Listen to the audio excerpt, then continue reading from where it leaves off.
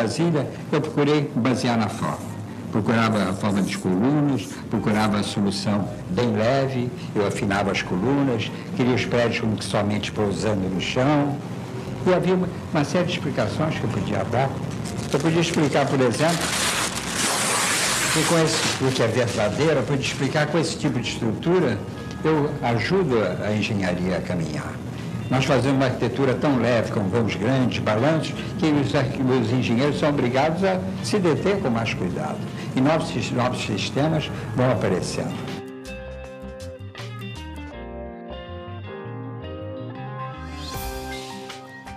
Quando alguém vai visitar Brasília, por exemplo, eu estou tranquilo. Eu digo lá agora, pode gostar ou não dos palácios, mas você não vai ver nada parecido que você tenha visto antes. E isso realmente é muito importante para mim. Eu acho que a arquitetura é toda feita de invenção. Eu preciso mudar a sociedade. E quando eu falei mudar a sociedade, não está falando mudar a sociedade por causa da arquitetura, que é secundário. Está falando mudar a sociedade para fazer a sociedade, a vida mais justa. E, inclusive, da arquitetura, os temas que nós desejaremos de ter. Os temas humanos, uma arquitetura mais feita para todos.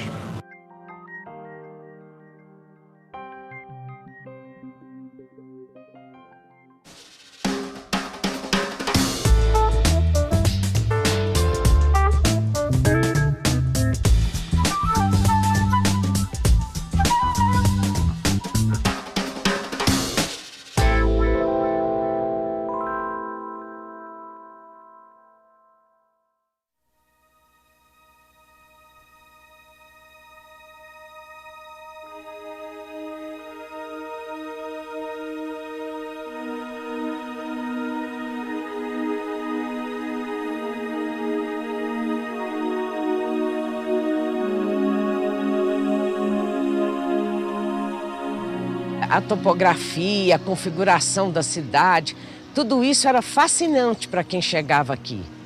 Porque não é uma cidade convencional. Brasília é uma cidade diferente, foi planejada.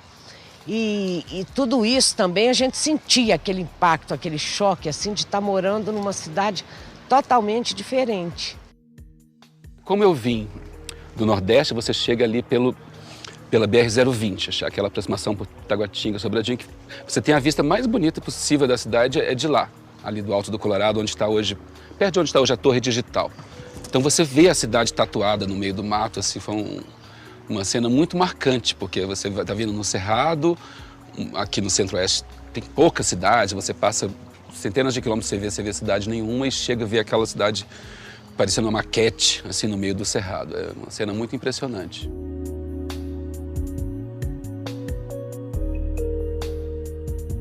Eu sempre admirei essa quadra, sempre gostei por tudo que ela é, pela arborização, pelos jardins de Burle Marx, pela igrejinha, porque nós temos o privilégio de ter ao nosso lado uma arquitetura Niemeyer.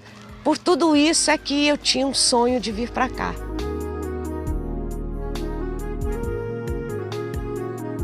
A Superquadra, ao meu ver, é a grande contribuição do Lúcio Costa com o projeto de Brasília. Embora seja um projeto muito coerente, muito coeso e amadurecido, é na Superquadra que ele utiliza das referências sem copiá-las. Ele cria, na verdade, recursos muito, podemos dizer, abrasileirados, né, que transformam as superquadras, a partir de suas referências internacionais, em elementos autenticamente nacionais. Acredito até, podemos arriscar, que a criação das superquadras ela pode ser equiparada à criação das quadras de Cerdá para Barcelona no meados do século XIX, que significou uma grande revolução de conceito urbano das cidades.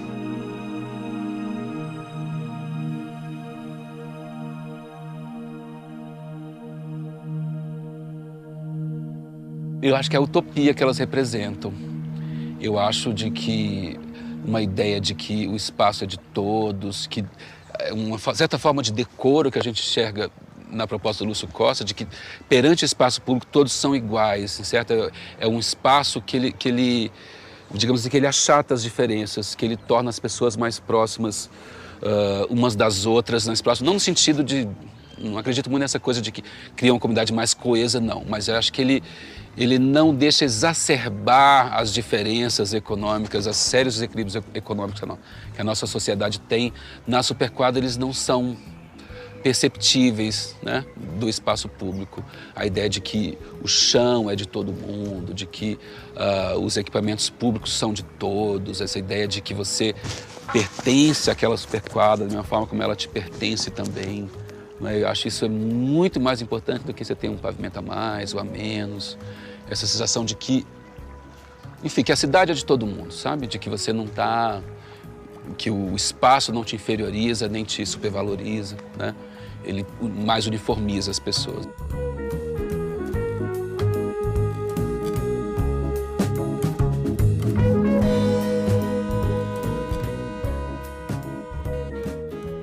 A ideia de fundação da nova capital do país, ela vem desde o século XIX. A mudança da capital federal do Rio de Janeiro para o interior do país, ela é decorrente, na verdade, da Constituição republicana. Desde a primeira Constituição havia um artigo exigindo pelo governo a mudança da capital do litoral para o interior. O objetivo era promover o desenvolvimento também do interior, já que no Brasil a gente tem uma prática de desenvolvimento costeira e não interiorana. Embora desde o final do século XIX houvesse essa previsão, a capital só foi transferida na década de 50. Ao longo de mais de 50 anos, houve vários esforços, inclusive políticos, para essa transferência. Esses esforços que ocorreram ao longo de 50 anos, eles colaboraram na construção de argumentos mais sólidos do que só um argumento constitucional. Juscelino Kubitschek ele consegue visualizar em Brasília a sua meta-síntese, conseguindo resumir todos os seus objetivos de governo numa única cidade. Pois além de transferir a capital do Rio de Janeiro para o interior, que era uma premissa da Constituição, ele também conseguiria articular todo o país através de um sistema viário que passasse por Brasília.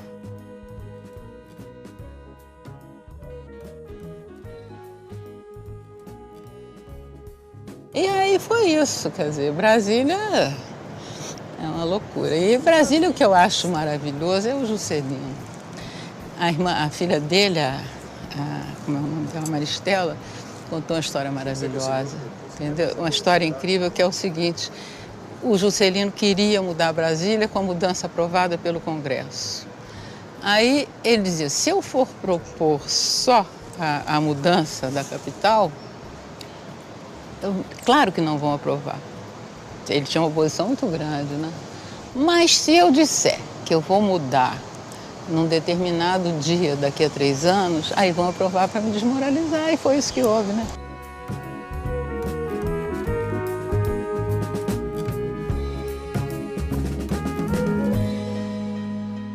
Por que surgiu o concurso de Brasília? Porque o Juscelino convidou Oscar para fazer o projeto da cidade. Mas Oscar, que é uma pessoa inteligente o suficiente para saber que ele sabia fazer prédio, mas não sabia fazer cidade, propôs o concurso. O concurso de Brasília foi um concurso nacional, aberto a arquitetos, urbanistas, engenheiros brasileiros. É organizado em 1956, quando o Juscelino assumiu o mandato dele como presidente. E a primeira coisa que eu acho que é importante dizer é que o concurso de Brasília é talvez a maior demonstração da agenda que os intelectuais brasileiros, sobretudo arquitetos, geógrafos, engenheiros, tinham no século XX, que era a construção do território brasileiro, a construção do país. E meu pai foi convidado logo no começo, não sei qual foi o grupo, e chamaram ele para participar, ele não quis. E aí já tinha passado, o prazo era curto, eram só 6 meses, já tinham passado uns 2, coisas assim. E aí, de repente, ele começou a se interessar. Eu acho que é porque ele era muito realista, né? Ele não queria fazer teoria de nada, ele queria ajudar a acontecer a transferência da capital. E eu acho que ele só levou a sério o que ia acontecer mesmo quando ele viu que o Juscelino estava construindo a casa dele, né? Que é o Alvorada. Entende que o Alvorada é antes do concurso.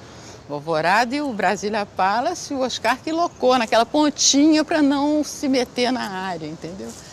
E aí eu acho, palpite meu, eu acho que o meu pai deve ter sentido que era para valer, né? Que ia mudar aquela capital mesmo.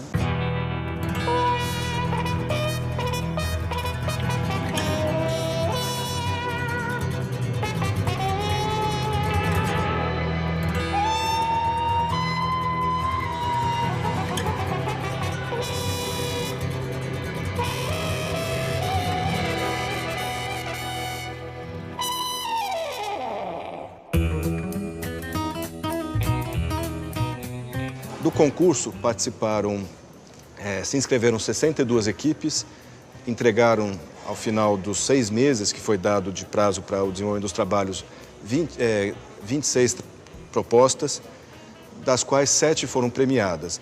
Das 7, a gente poderia, em primeiro lugar, dizer que quase todas se apoiam naquilo que, naquele momento, com um grande consenso no mundo inteiro, principalmente no Brasil, se acreditava em termos de projeto de cidade, cuja principal aspiração era melhorar a qualidade do ambiente urbano, trazendo para dentro da cidade a riqueza da natureza, né? E essas propostas todas têm, talvez como o programa primordial, o princípio primordial, fazer um meio urbano rico em natureza. Das 7, 4 são muito parecidas entre si e muito parecidas com aquilo que se fazia em geral. Essas 4 propostas, a do segundo prêmio e as 3 do quinto prêmio, têm muita semelhança entre si e muita semelhança com as ideias daquele momento, que rapidamente a gente poderia dizer que consideravam a cidade como um imenso projeto, um objeto ideal de projeto que poderia ser inteiramente definido e definitivamente definido. O Lúcio Costa ganhou o concurso com o plano piloto, que era a exigência mínima do edital do concurso. Inclusive, o nome que se dá hoje à parte projetada foi inventado pelo edital. O edital pedia que as equipes fizessem o plano piloto na escala 1 para 25 mil e apresentassem também o relatório do plano piloto. Todos os estudos adicionais eram facultados, poderiam ser apresentados, mas não eram obrigatórios. Isso permitiu que o Lúcio participasse do concurso, porque ele era um intelectual, não tinha uma equipe de trabalho organizada e ele fez sozinho.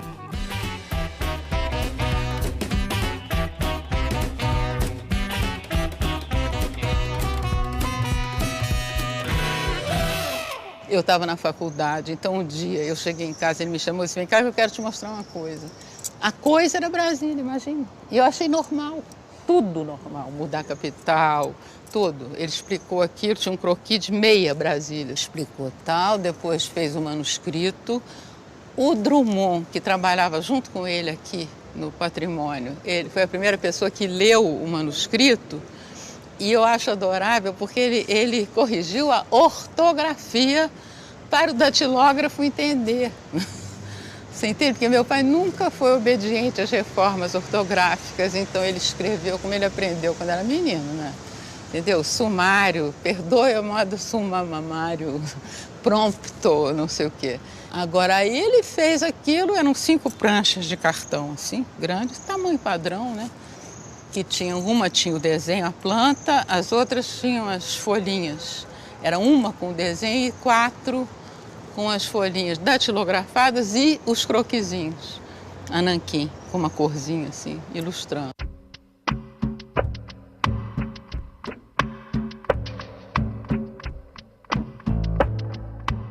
Bom, Lúcio Costa talvez mais que um arquiteto, um prático, né? Ele foi um intelectual.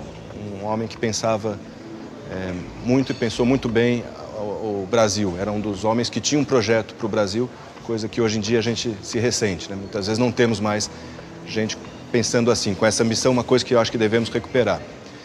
E o Lúcio Costa, lembremos, é um dos caras que organizou o patrimônio histórico no Brasil. Portanto, ao mesmo tempo que ele era moderno, ele era um cara muito atento à história.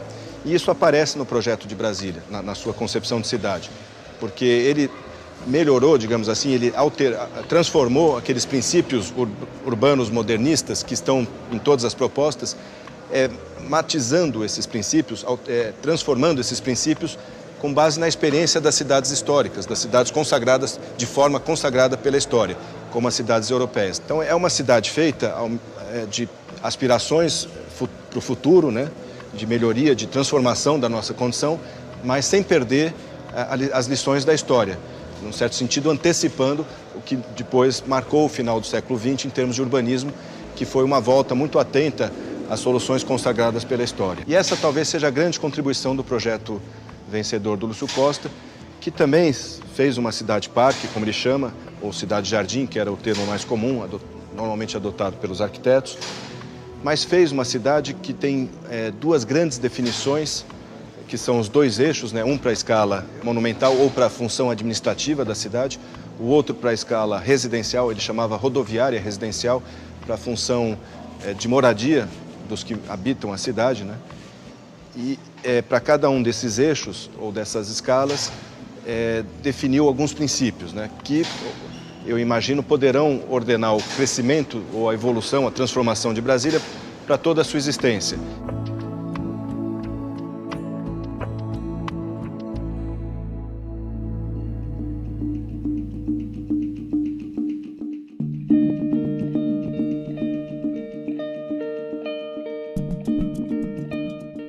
Brasília não foi a primeira capital projetada no Brasil.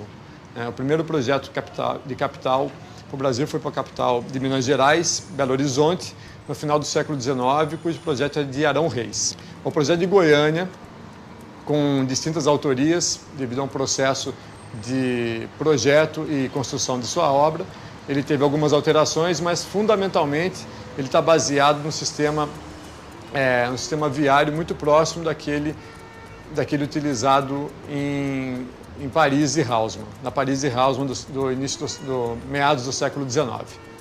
O curioso é notar que em Brasília nós temos um principal elemento da cidade, o eixo monumental, onde estão distribuídos edifícios administrativos e ao fundo a Praça dos Três Poderes. Tanto em Goiânia como em Belo Horizonte, a gente tem a exploração desse recurso urbano, que é dispor ao longo de uma única avenida, de um único eixo, edifícios administrativos, privilegiando a questão da cidade como capital. A área residencial definida por Lúcio Costa, ela se apropria muito bem da topografia, porque ela é um eixo arqueado que tenta se aproximar muito dessas curvas topográficas, facilitando a implantação dos edifícios e permitindo o adensamento sem grandes movimentos de terra. Ao contrário do eixo monumental, que cruza as curvas e cria um desnível muito grande entre o início e o fim dele. O desnível é aproveitado para a valorização de alguns edifícios, né? E devemos lembrar que uma das pontas do eixo está a Praça dos Três Poderes, na outra ponta, no ponto mais alto, a torre de comunicações, né? Então, com isso, ele consegue criar uma perspectiva de toda a cidade através da implantação desse eixo.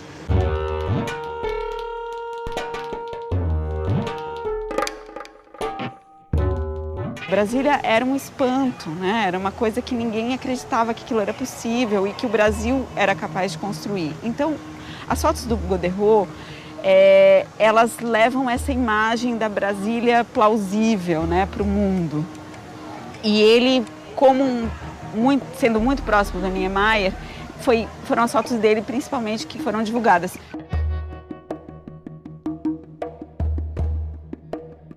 Então, as fotos dele, pela excelência técnica e pela contundência estética mesmo, elas são muito persuasivas, assim, elas nos convencem da beleza e da excelência técnica de Brasília. E esse argumento era muito importante na época, porque o Brasil queria se colocar não mais como um país que só exportava matéria-prima, né, mas como um país capaz de produzir arte e conhecimento.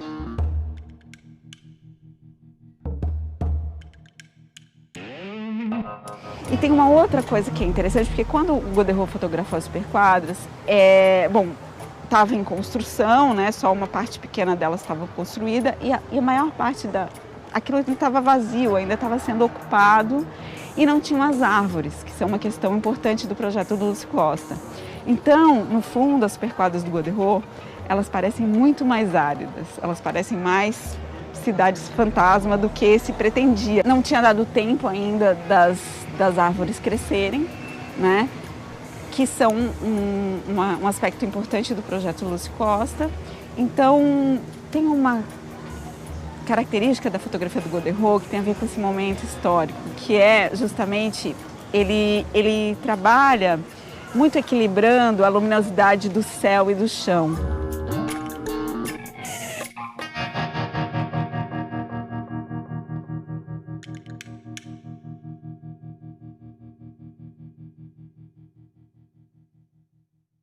Essa é a grande contribuição do Lúcio Costa e que a gente até hoje acho que tem que conseguir nos nossos projetos que possam se transformar, porque esses projetos de maior escala, os projetos urbanos, obviamente, possam se transformar, mas sem perder o seu caráter, a sua essência. Estarão para sempre como uma marca na história.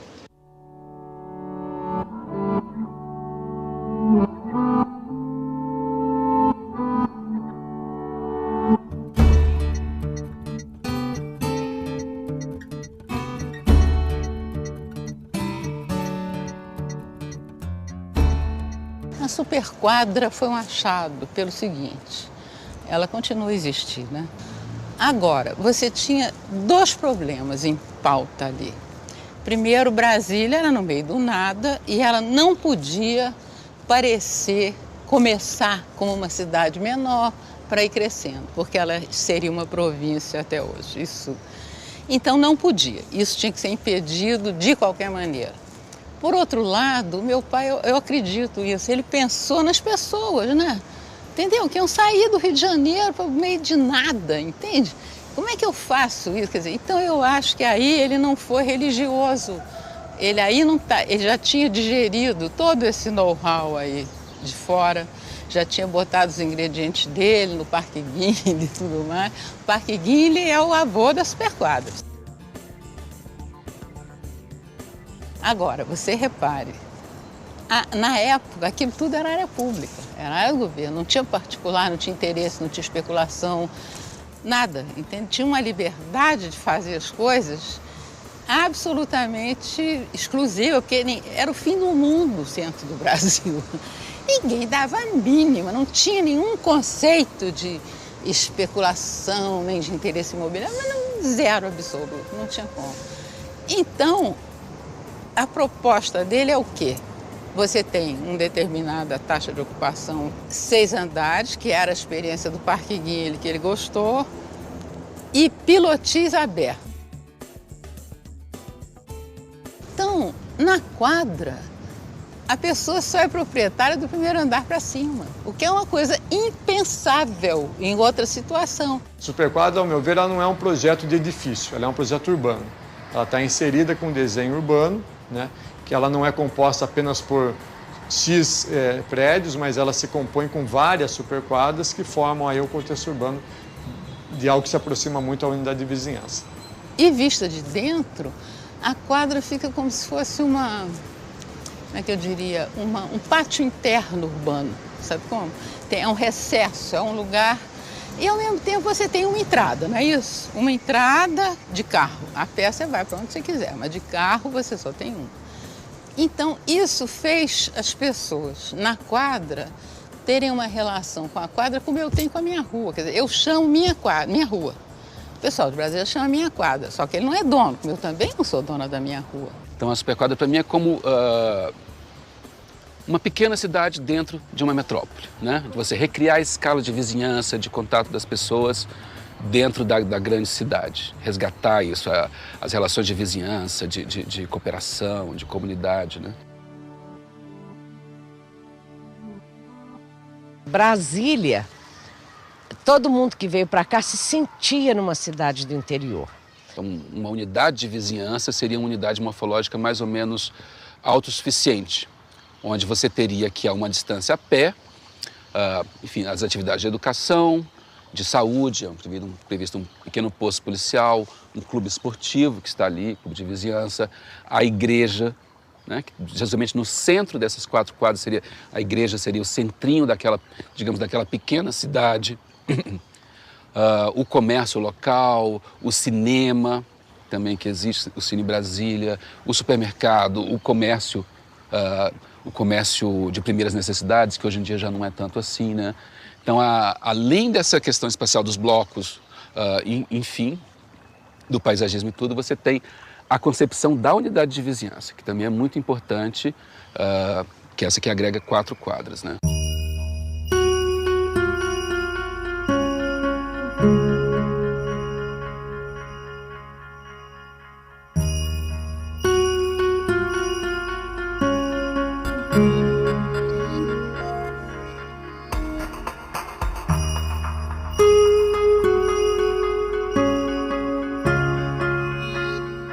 O térreo livre é público, a propriedade em Brasília é pública.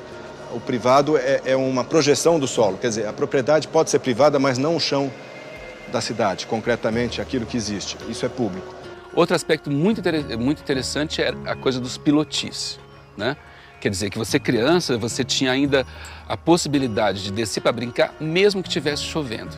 Então não tinha desculpa, você podia brincar embaixo dos blocos.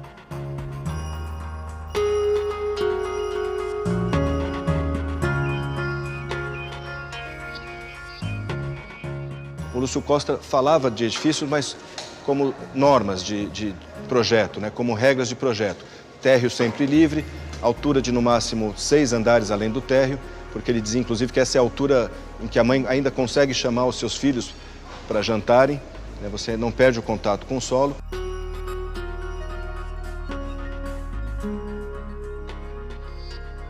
E me lembra muito a sensação de não ter limites, sabe? Assim, você podia brincar, por exemplo, você brincar de pique-esconde, valia a quadra inteira, né? Porque você não tinha muito aquela preocupação dos pais de que os filhos não vão atravessar vias movimentadas, não vão ser atropelados. Dentro da quadra é um fluxo de veículos muito contido, né? Então, a sensação de que toda a quadra é tua, né? Tudo é seu, o chão é seu.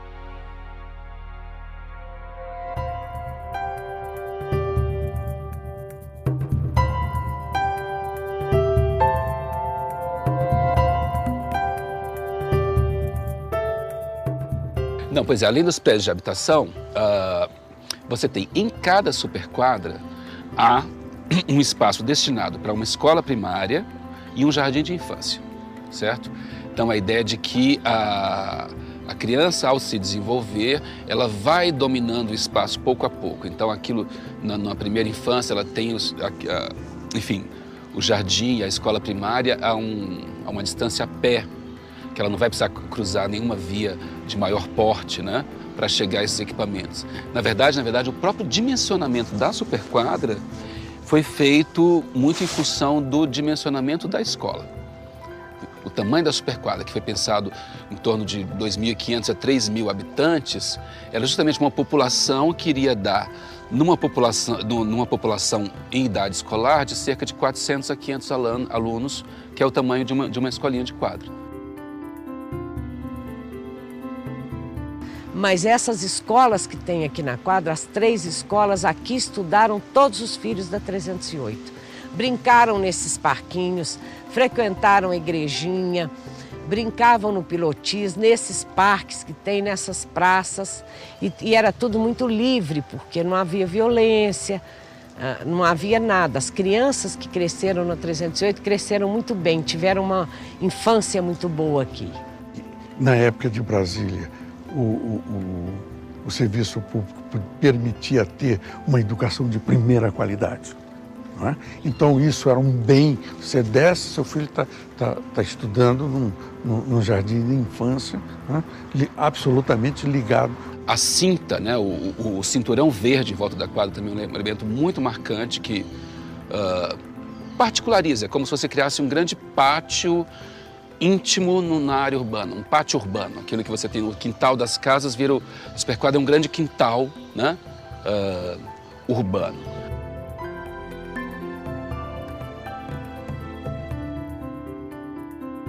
E ao mesmo tempo, quer dizer, ele tinha um problema que ele sempre se referia, que era um problema de escala. Quer dizer, ele queria fazer uma coisa ao mesmo tempo aconchegada para quem mora e não chinfrim diante da escala monumental, daquela coisa largona e tal. Então ele achou que na hora que ele definisse paisagisticamente os quadrados com a cercadura verde, que ele matava essa charada. Quer dizer, a cercadura verde, vista de fora, ela garante a escala.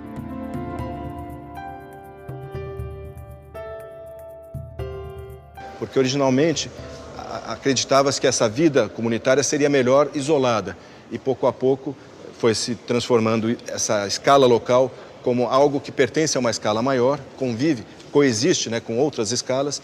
E Brasília é um belo exemplo disso, né? Nas superquadras a gente encontra a vizinhança, as pessoas que se conhecem como vizinhos, e encontra gente que foi ali para comprar alguma coisa numa das ruas e que convive com esses sem atrapalhar a vida local.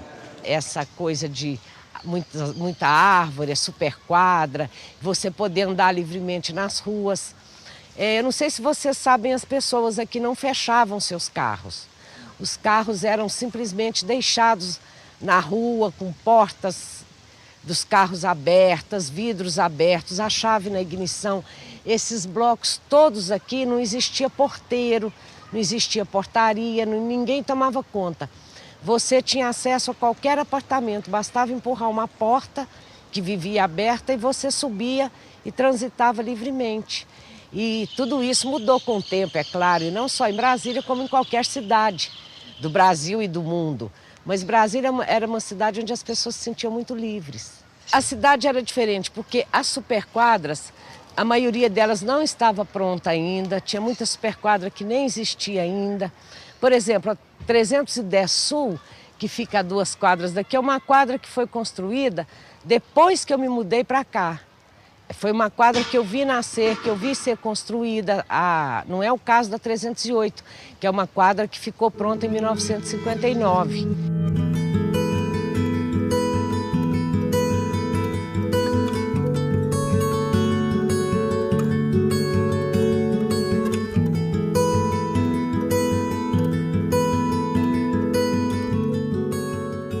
Olha, o que eu sei é que aqui foi a primeira quadra de Brasília que foi construída e era para o pessoal que trabalhava na Câmara. Então existe ainda os primeiros moradores, acho que tem uns 2 ou 3 que é da época que vieram para cá. Então eu vou mostrar para eles como é o apartamento anteriormente.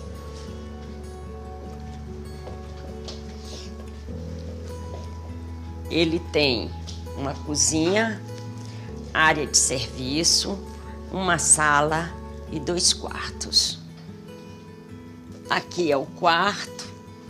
Esse já não é mais do original, já foi modificado. O guarda-roupa foi modificado. O segundo quarto é esse. O guarda-roupa é original ainda.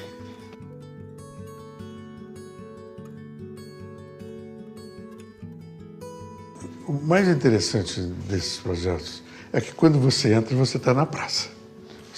A natureza está aqui perto de você. Aí você tem uma sala ampla, né? Que é uma sala, onde você tem a sala de jantar, uma sala de estar. Tem uma proporção muito interessante.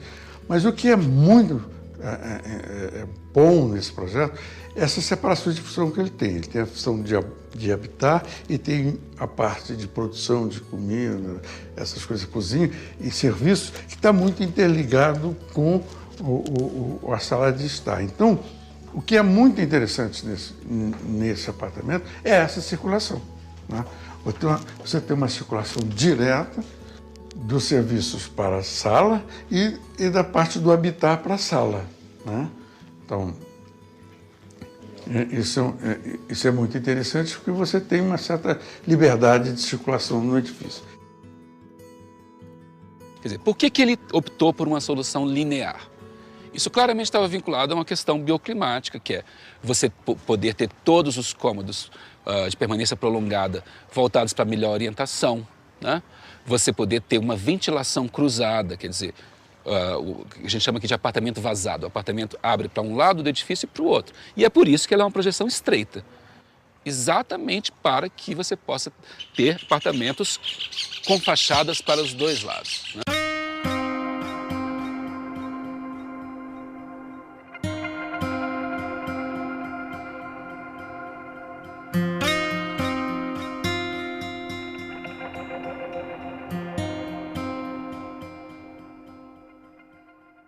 Olha, eu acho o seguinte, por exemplo, nossos apartamentos que é vidro até em cima, nós poderíamos fazer a metade tijolo, o resto vidro. Só que, porém, como foi tombamento, não pode mais mexer. Por quê? Porque é vidro, então você fica nu. Aqui, esse prédio é chamado televisão dos candangos. Porque é vidro de cima e embaixo. Vidro de cima e embaixo, então você tem que ter cuidado. Você sair do banheiro enrolado numa toalha, tiver aberto, você vê tudo. Atualmente, de acordo com o IPHAN, não pode ser modificado mais nada.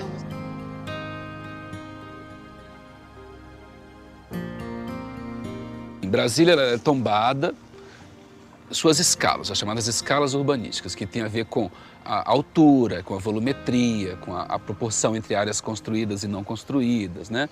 Uma série de fatores que isso é mantido. Mas não tem nada que diga que esse prédio aqui, que é o prédio, que é o bloco, sei lá, F da 308, ele tem que ter a fachada cor-de-rosa, entremeada com caixilho preto. Elas não são tombadas como a Igreja de São Francisco de Assis em Ouro Preto, elas não são tombadas como o Palácio Capanema no Rio de Janeiro, né? Muito pouca gente hoje entende o tombamento de Brasília, sabe? Ele é muito recente, ele é muito... O tombamento de Brasília ele é muito diferente dos demais, né? Como estratégia de preservação mesmo. Até, por exemplo, Brasília se aceita na lista do Patrimônio Mundial da Unesco, foi criada uma nova categoria de bens, porque não se entendia um patrimônio contemporâneo estar na lista do Patrimônio Mundial, né? Eu vejo Brasília muito partitura musical, sabe como? Eu acho o tombamento é da partitura, né? Entendeu? Você não tomba prédio nenhum, você tomba a relação entre as coisas, né? É uma outra história. Então você, olhando com esse olhar, você vê que na cabeça dele você tinha a esplanada, você tinha o Congresso ali, que é uma tônica, né, evidente, você passa por baixo da rodoviária e lá na outra ponta você tem a outra tônica, que é a torre. E eu acredito muito que Brasília, daqui a 100 anos, será uma cidade mais bonita do que a cidade inaugurada, porque ela vai se enriquecer, vai se transformar, inclusive em sentidos imprevistos e, na minha opinião, sem perder essa essência. Então, para mim, hoje a gente sabe que a cidade é muito mais complexa e é um processo muito mais do que um projeto, né? Um processo que nunca acabará, sempre sofrerá transformações.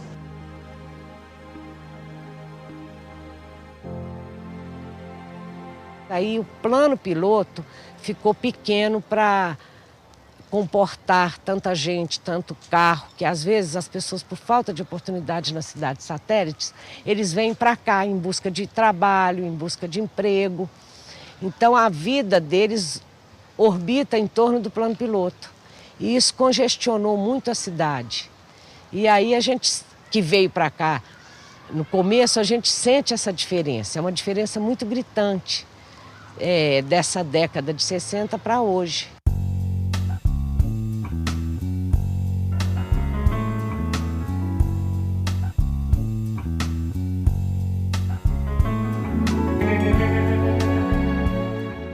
Na verdade, o plano piloto ele virou um bairro nobre, né, do Distrito Federal.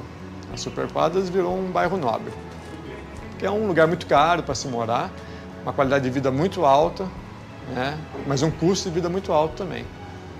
Então, essa supervalorização dos imóveis acabou distanciando as pessoas mais pobres. A ideia dele era que você tivesse quadras de classe média mais alta e quadras mais populares, com mais blocos, mais densa. Isso nunca foi levado a sério, nem um minuto. Tanto para todo mundo, Brasília, plano piloto, sempre foi a zona sul do Rio de Janeiro. Até pelo fato de ser comprida e de cada asa ter o tamanho da Avenida Atlântica, você sabia? 6 quilômetros, eu acho até engraçado. Entende? Mas nunca houve essa intenção. E mesmo que tivesse havido, isso meu pai depois disse várias vezes, o que expulsa é o dinheiro.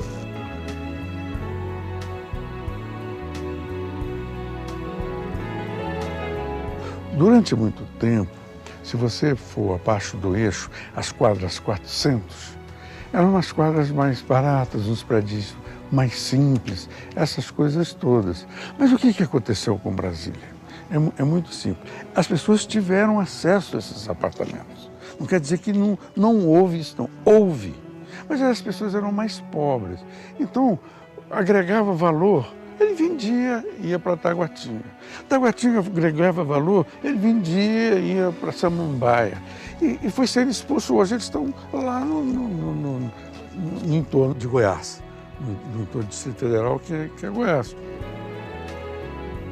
Agora, a ideia do Lúcio, que era uma ideia utópica mesmo, era que o urbanismo resolve o problema social, porque não resolve.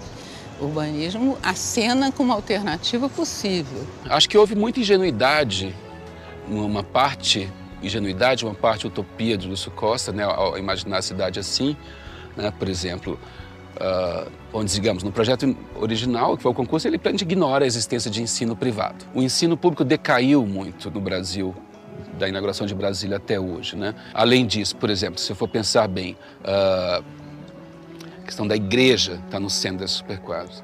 Aquilo podia ser, digamos assim, racional, coerente em 1957, quando acho que você tinha um grosso de, não sei se 90%, enfim, uma parte expressiva da população brasileira era católica. Hoje em dia isso não é mais verdade, né? A superquadra, por mais que ela seja uma solução das mais interessantes que já foi feitas em termos de soluções de habitação, né, acho que no século XX, talvez das mais interessantes, ela não deixa de ser elitista. Até hoje a gente tem diversos conflitos complicados. Mas eu, enfim, não diria que não deu certo. Acho que o essencial do morar em superquadra existe.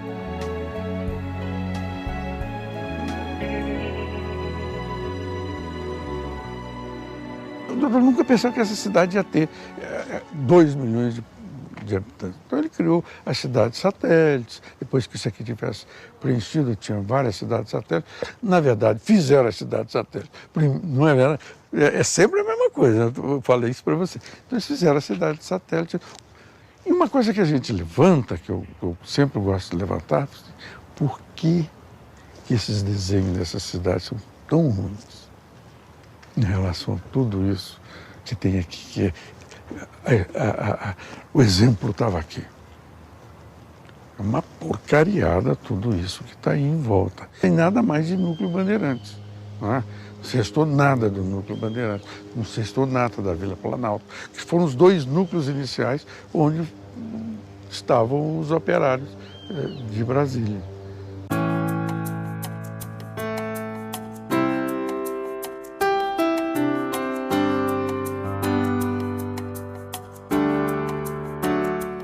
Brasília deu muito certo. Por que Brasília deu muito certo? É só conversar com as pessoas. Não adianta você achar que deu errado ou deu certo. Conversa com a minha filha, conversa com aquele que mora ali. Brasília não tem teoria nenhuma, né? Não é teoria. Ele usa a bagagem que ele tinha para ajudar a realizar em 3 anos a mudança. Sabe o que eu achei? Semana passada, lá em casa, todos os jornais do Rio de Janeiro, do dia da inauguração de Brasília. É inacreditável, porque diz assim: instalados os 3 poderes. Eu digo, olha só, o outro inventa o nome Praça dos 3 Poderes e o jornal bota na manchete: instalados em Brasília os 3 poderes da República. Você olha aqui, vocês veem, meu Deus, que doideira, né? E a gente acha tão banal, né? Se fosse um canadense que tivesse mudado a capital, estava todo mundo aqui deslumbrado. Achando que só lá, imagine nós tropicais, que horror, a gente é preguiçoso, não faz nada. É importante, meu bem. Brasília é um milagre. É espantoso que exista Brasília, francamente, às vezes me espanta. Porque o importante em Brasília é o fato dela existir, simplesmente. O fato de já existir uma cidade, que é uma capital, que foi concebida já na escala de um Brasil definitivo, para a capital e não como cidade de província, né? De modo que eu acho que Brasília é uma coisa extraordinária, apesar de todas as defaillanças, todas as críticas e coisas sobre Brasília desses 20 anos, 20 e tantos anos, mas isso já está passando, porque Brasília houve vários ciclos, né? Houve o primeiro impacto, quando Brasília foi construída, né, despertou uma simpatia e interesse no mundo todo, né, pela aquela coisa extraordinária de fazer no deserto, em 3 anos, uma cidade para a capital do país. Né? E isso despertou uma simpatia grande. Logo em seguida, ou pouco depois, começaram a esnobar, né, Brasília, achando que Brasília tinha sido uma oportunidade perdida. Mas por que não resolveram o problema social? Por que o operariado lá tem que morar fora da cidade? Isso é um absurdo, uma oportunidade perdida. Como é que acontece uma coisa dessas? Todos encarando o problema como se o Brasil fosse um país civilizado, não é? O Brasil não é um país civilizado, é um país que tem uma formação muito peculiar, compreende? É civilizadíssimo em determinadas áreas, determinados setores, e miserável em grandes extensões sociais, né? Em regiões. De modo que o Brasil seria um absurdo pensar que a simples transferência da capital para 1.000 metros de altitude, de 1.000 quilômetros do Rio de Janeiro, da costa, né? Que esse simples fato pudesse implicar na solução do problema social secular, que é um problema de outra natureza, né? Brasília é um milagre.